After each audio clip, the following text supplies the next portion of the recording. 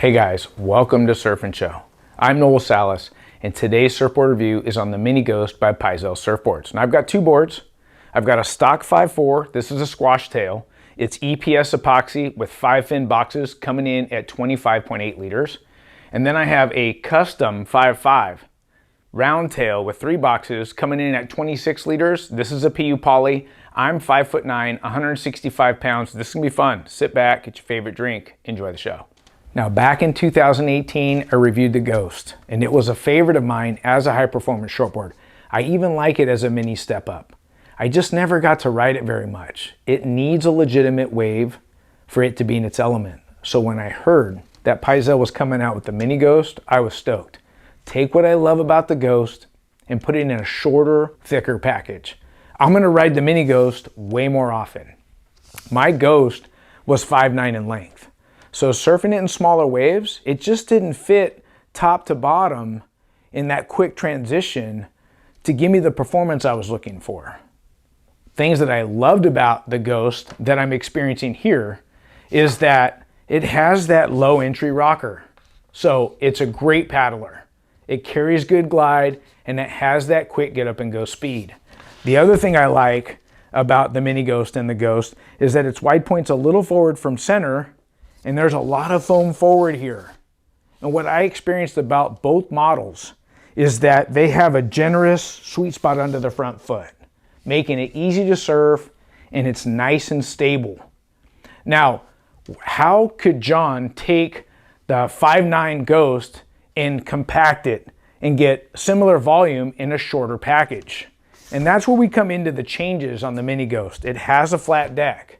And because the deck's flat, he's carrying that foam out to the rail. And when I put the rail in my hand, I would say it's full, it's boxy, almost chunky. The other thing is, the Mini Ghost even has more foam up in this area right here, and that's why it has a little bit of a beak. Now, when I turn the board on its side, I love that they're offering it in a squash tail. Now I have to talk about the little bump or hip here, giving me something to pivot off of. And then because it has this wider squash tail, it has more surface area. So it's gonna carry more speed than the round tail or even the round pin on the Ghost. Now I wanna talk about the fins I chose riding the squash tail. For the bulk of the review, I rode a neutral template as a thruster. I also tested it as a quad. Check out these waves.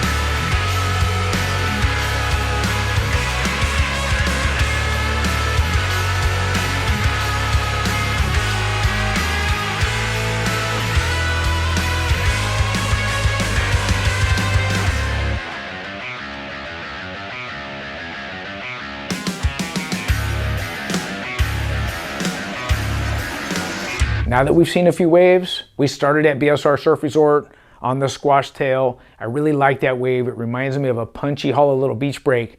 And so the board needs to be quick in transition, and it did not disappoint. I was switching back and forth between the thruster and the quad setup. and I like the thruster setup better in the pivot, especially backside. I felt like the quad had a little bit more flow and more speed, but in the pool, it's really about surfing top to bottom, and the thruster set felt the best. Now, when I got into the ocean, especially in overhead surf, I had the drive, I had the hold, the pivot, and the thruster set with the squash tail, I really felt like it had that release. And sometimes that release for me equals good flow. I'm used to that. Now, when I transitioned to the quad in the smaller surf, there's that speed again, there's that flow. And for you quad guys, I think you'll like it with a quad, but I preferred this board with a thruster setup. And to take it a step further than that, I did try it with the Twin Plus trailer set, and I felt like as the waves had power and push, and if it was head high and bigger, it was a little bit too loose and hard to control.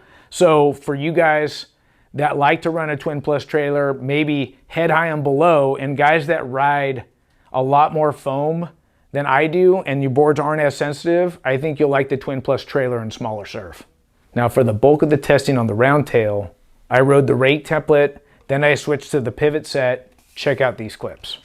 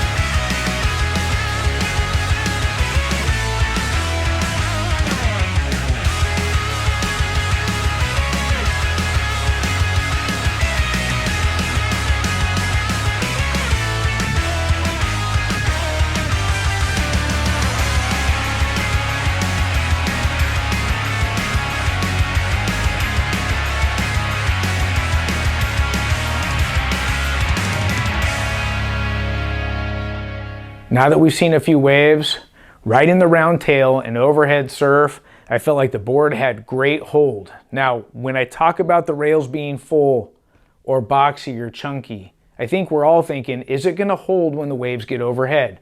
I didn't talk about this on the squash tail, but pushing both these boards in overhead surf, I had no problem coming off the bottom and sticking top turns. So the grip and the traction's there. I really feel like what's going to help enhance that traction is pair it with a good rake template. Now remember, the Roundtail wants to do a rounder turn. I felt like it had excellent drive. I pushed the Roundtail in more head high and over waves because anytime the waves got small, I would run the squash tail. But I really felt like I could ride the Roundtail as a small wave performance board and still carry that speed. And if I want to loosen that up and get it to pivot faster, that's why I switched to the pivot template. And I believe you can see it. One wave I did 2 quick turns where it went rail to rail, where I put 2 turns where I would probably only be able to fit 1 with the rake template. So I found the Roundtail board to be quite versatile, and then I wanted to push it a little bit, so I ran the Twin Plus trailer, once again feeling similar to the squash tail. My boards are so responsive. The Mini Ghost is already loose, right? And I feel like running a Twin Plus trailer in it will work as long as it's in smaller surf when you want to maximize drive and keep that tail free. Now the Mini Ghost is a favorite of mine for 2021. And I want to put these boards in a category to help you find out where it fits in your quiver.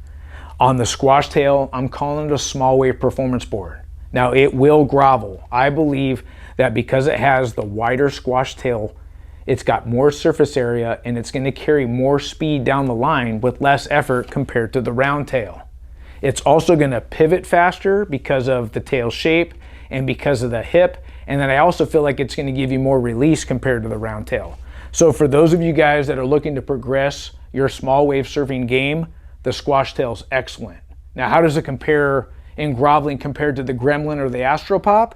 Well, those 2 boards are going to carry more speed and grovel better. However, because this has a normal shortboard nose, it's going to do a tighter arcing turn and it won't catch up front. Now, on the Roundtail, I'm calling it a daily driver, and for most intermediate level surfers in our community, I'd say it's a great high performance shortboard for you. Now, the last thing I want to mention is grabbing a Mini Ghost stock off the rack or ordering a custom. Let's say you're 5'10", roughly 190 to 200 pounds, and you're riding volume somewhere in that 37 to 39 liters, and you're going to grab one off the rack. What I like is the Mini Ghost is going to come in at around 6'2" in length, as opposed to other daily drivers like the Phantom or the Pyzel 2 is going to come in at 6'4". So the shorter package is going to make this board a lot more fun in smaller waves. Now, if you're going to order a custom, and this happened to me, I grabbed the stock 5'4", and then I'm thinking, I want a 5'5" Roundtail, but when I look at the stock dimensions, the stock 5'5" is coming in at 27 and some change, which is a little bit too much foam for me. So what I did is I used the stock dims as a guideline. I looked at the 5'4" and I said, okay, I'm going to keep it the same width, roughly the same thickness, and just stretch it an inch in length. And that gave me 26 liters. And using the stock dims as a guideline, I highly recommend that when you're building a custom, I wouldn't go thicker because I feel like it's already got that chunky rail. And then if you're going to go a little bit wider, only if you're going to go up maybe 2 inches in length. Try and just stretch it an inch at a time and use the same width and the same thickness as the closest stock model that you're looking at. Well guys, I hope you enjoyed today's review on the Mini Ghost. If you're thinking about the Squash Tail, I'm calling it a small wave performance board, best in 2 to 6 foot surf. And on the Roundtail, excellent daily driver, best in 3 to 7 foot surf. Special shout out thanks to John Pyzel for sending these boards in for review. Look, if you like the show, subscribe, ring the bell so you don't miss an episode, and give us a thumbs up if you like our content. Until next time, we'll see you in the water. Bye-bye.